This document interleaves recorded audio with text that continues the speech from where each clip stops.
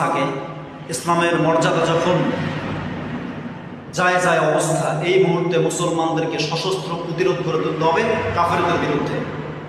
আল্লাহ রাব্বুল আলামিন কোরআনুল কারীমের ভিতরে ইরশাদ করেন, ইয়া আইয়ুহাল্লাযীনা আমানু হাল আদুল্লুকুম আলা তিজারাতিন তুনজিকুম মিন আযাবিন আলীম।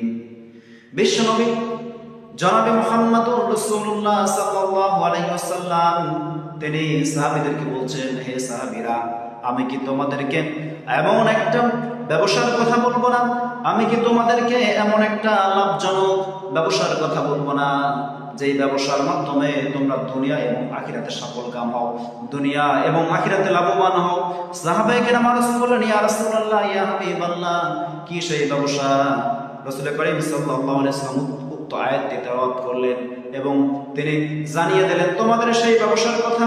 আল্লাহ রাব্বুল আলামিন পরবর্তী আয়াতের ভিতরে জানিয়ে দিয়েছেন, তুমিনুনা বিল্লাহি ওয়া রাসূলিহি ওয়া তুজাহিদুনা ফি সাবিলিল্লাহি বিআমওয়ালিকুম ওয়া আনফুসিকুম, যালিকুম খায়রুল লাকুম ইন কুনতুম তা'লামুন। আল্লাহু আকবার। আল্লাহ রাব্বুল আলামিন বলেন, তুমিনুনা বিল্লাহ, তোমরা আল্লাহর উপরে তোমাদের ঈমান আনো, তুমিনুনা বিল্লাহি ওয়া রাসূলিহি, এবং রাসূলের উপরে, ওয়া তুজাহিদুনা ফি সাবিলিল্লাহ, যখন ইসলামের স্বার্থে, ইসলামের সুমহান স্বার্থ রক্ষায় জিহাদের ডাক আসবে, তোমরা নিজেদের জান এবং মাল দিয়ে আল্লাহর রাস্তায় জিহাদের জন্য নিজেদেরকে প্রস্তুতি করো।